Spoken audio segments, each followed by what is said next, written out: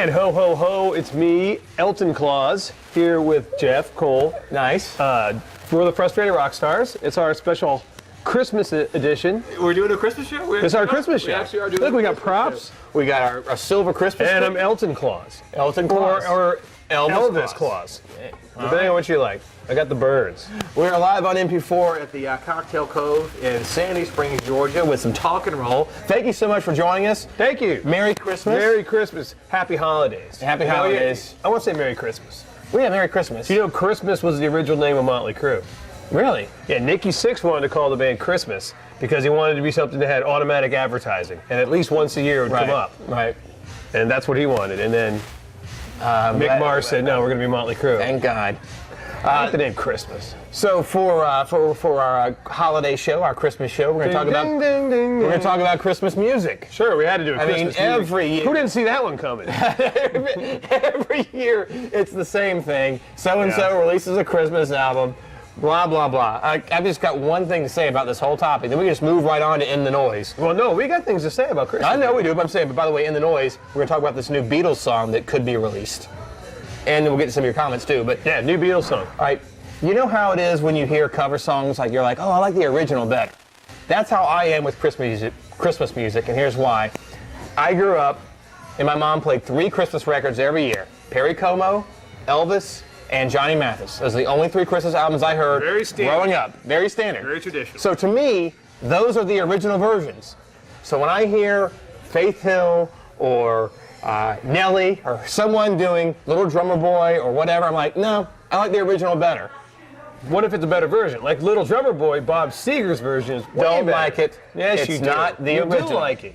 So why? No, I'm just saying You're so OCD. That's my philosophy of it. No, because that's what I grew up with every year. All right, so to me, those changed. are the originals. And so you want the same Christmas every year? 5 Christmases have all been the same. I'm saying that's the music I like better. I like hearing. To me, that's the original versions. I like the originals better. So you're saying that the Debbie Gibson version of Sleigh Ride isn't better than the original Sleigh Ride? It's faster. It's better. Well, that's why I don't like all these Christmas albums, because to me, well, it's a money grab. Well, I know, and I know, but I'm just saying I wouldn't buy them. I don't like listening to them because to me they're not the originals. What about in my mind? What about when they have original songs on there? Now that's a different thing. That's a different thing. What about the people who write original Christmas songs? Well, like there's usually some years? peppered in. Well, the Garth Brooks albums were great examples. They're great. He did original Christmas music? He did like Go Tellin' on the Mountain and Silent Night, but he also had original songs on there. Right. And then they're very enjoyable. It's a great Christmas album. Well, the biggest original songs to me in rock and roll, Christmas songs, are the Paul McCartney, Wonderful Christmas. What's my favorite? And John Lennon, War is Over. Yeah. So this is, that's a Christmas song. And then, of course, my other favorite is Christmas in Hollis. Right. Christmas in Hollis is an awesome song. Yeah, do you like when artists do original Christmas music? Yeah, I do. The Ramones have a great one. Merry Christmas, I Don't Want to Fight Tonight. Right. So great Ramones song. I love that song. I would like. I like, what about the ensemble, like the, Do They Know It's Christmas? Oh, yeah, I love that too. That's a great song. Well, that's just the one, the Live Aid thing. All the English bands. Oh, yeah, that was a great song. Oh, yeah. Yeah. Can't get chills. What about the Chipmunks? No. What about Dokken? What? Dokken? What about Dokken? What about the Dokken Christmas album? What about Mannheim Steamroller stuff? I don't know what that is. You don't know what Mannheim Steamroller is? No. That's the best-selling Christmas music there is. It's all instrumental, and it's this group, Mannheim Steamroller. Is that like Look it up. No, is that like, what's the other band that does that? The Trans-Siberian Orchestra? Is it that kind of thing? It's 14-minute version of Jingle Bells with a 104-piece orchestra. Yeah, okay. I'd rather hear Yngwie Malmsteen.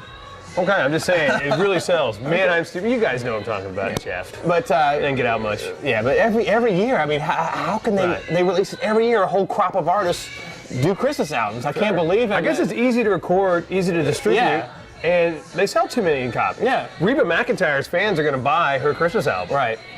It's a quick money grab, and it's also probably good for the artists because they get to fulfill one of the albums. Like if you have like a 5-album deal, you can throw in a Christmas album and right, and fulfill like a part of a contractual obligation. Yeah. How come Weird Al never did a Christmas album?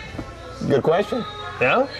You can do a good one. All right, well, you got any Christmas comments, or you want to talk about our holiday decorations? Yes. Whatever. Yeah. Please leave some comments. This has to be back by 9, so we're going to speed it up and go right into noise.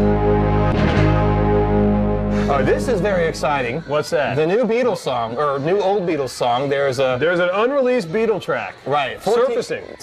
Paul McCartney wants to release it. Right. 14 minutes long. Apparently it's experimental, avant-garde. Right. I think all it is... Recorded around Revolver. 65. 67. 67, Yeah. I'm sorry. Recorded around 67. I think basically it's just them just walking around the studio just doing whatever they want. Yeah, it's just there's no, I don't think there's any musical. From what I hear, it's a series of sounds. And like just phrases like don't make sense. You know, the dog is hard, the dog is lonely. So what do you think? Sign it or drop it? Well, it's a Beatles song. It needs to be released. Yes, that's say sign it. Sign get it and release it. Paul But McCartney. from what I hear, you're not missing much. Yeah, no. But you got to hear just to complete the Right, thought. if you have everything too, then you have to have it. Yeah.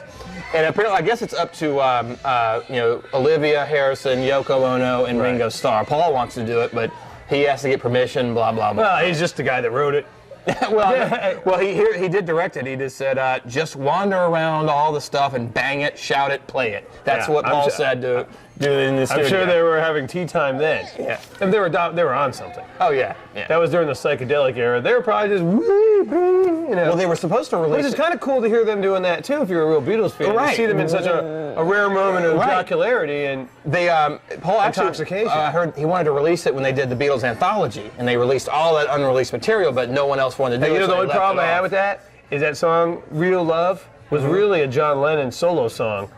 Well, I think that released was it cool that they finished it. Yeah, but it was a John Lennon solo song. That's a whole other time. What should they have gotten? It's not the lost Beatles song or a new Beatles song. No, but they took one of John's songs and they finished it off. Well, that's a whole other topic. I like that. I'm glad they did. I love that song. I'm glad they did. But let's give credit where credit's due. Well, they did. I mean, we all knew. It was. Well, it was kind of like, you know, the secret among the party. Nobody wants to talk to. Everybody's whispering about it. All right, let's move on tonight to comment commentary. Yes. So this is someone responding to our TV show theme. Yeah, that was a fun We one. talked about some of the good and bad TV show themes, who did them, the significance of them, and Who didn't do them, and who knew what when. And this is one that we didn't mention, which I thought was pretty cool. This is from POWNNOOB. Okay, Panoab. Panoa Bob, yeah. Panoa Bob. I think he's commented before, so thank you so much. We appreciate your patronage. Thank you, Panoab. That 70s show. Our people say how.